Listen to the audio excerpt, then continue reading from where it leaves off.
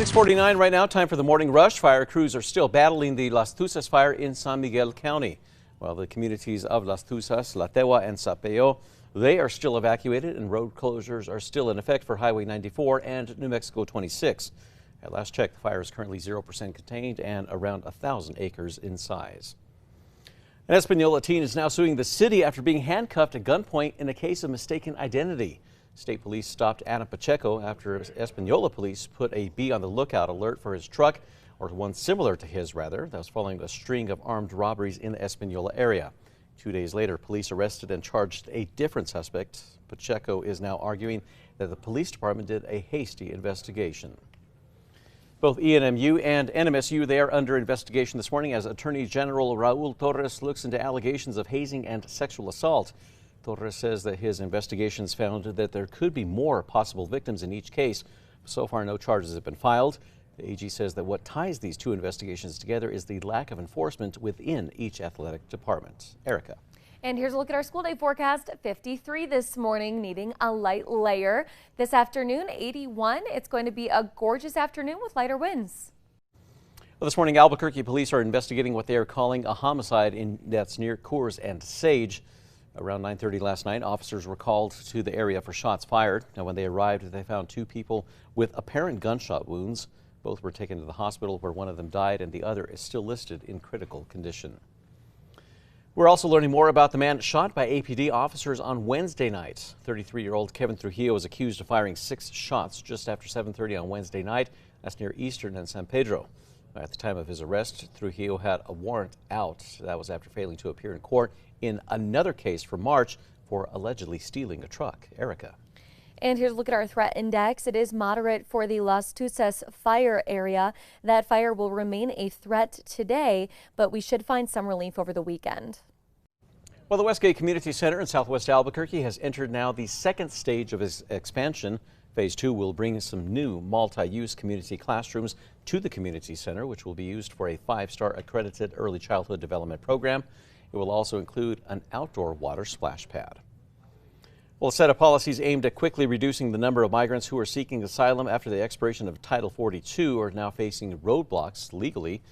A federal judge in Florida has temporarily blocked the Biden administration's policy of releasing some migrants without court notices.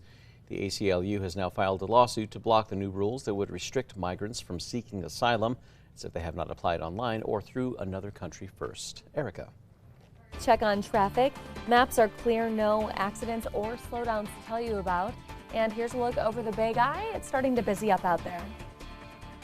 Well, this NBA coach may be sticking to basketball from here on out. That right there is Oklahoma City Thunder head coach Mike Daigneault. Now, he was there at a Pro-Am tournament in Tulsa. Camera operator decided to get a little of an up-close shot of his first drive of the day, but ended up having the ball shanked right at him. Luckily for him that the ball hit the camera, so no one was hurt. Time now for the 5 facts. At number 5, today is Adoption Day in Bernalillo County. Back in 2016, New Mexico's 2nd Judicial District Court set aside the Friday before Mother's Day as Spring Adoption Day. The tradition brings dozens of people to the Children's Court to celebrate kids being officially adopted. Last year, the court completed 108 adoptions, half of which were kids in foster care. The event starts this morning at 9 a.m. At number 4, an Albuquerque bike shop that has been serving the city for nearly 50 years is now closing its doors for good. The Bike Coop has been in Albuquerque for 46 years and has been at the location near Yale and Central for 13 of them. But now the shop is saying goodbye after suffering from smashed windows, graffiti, broken doors, and trespassers.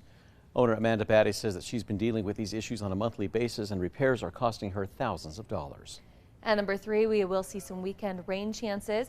Today is going to be beautiful and sunny, a high in the low 80s, but tomorrow and Sunday we'll start to see some cloudier skies. A chance for rain by Saturday late evening and some isolated showers on Mother's Day.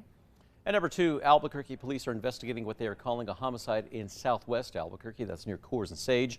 Officers say that around 9:30 last night they were called out to the 1400 block of Doña Arcelia Street for shots fired. And when they arrived, they found 2 people with apparent gunshot wounds. Both were taken to the hospital, where one of them died and the other is still listed in critical condition. We will follow the story for you and update you once we learn more. And at number 1, fire crews are still battling the Las Tuças fire in San Miguel County. Now, the communities of Las Tuças, La Tewa, and Sapeo, they are still evacuated, and road closures are still in effect for Highway 94 and New Mexico 26. That fire is currently 0% contained, but the crews say that the fire growth has been minimal. Firefighters are hopeful that the precipitation expected over the weekend will help them get that fire under control. Fire officials are still working to figure out how many homes have been destroyed.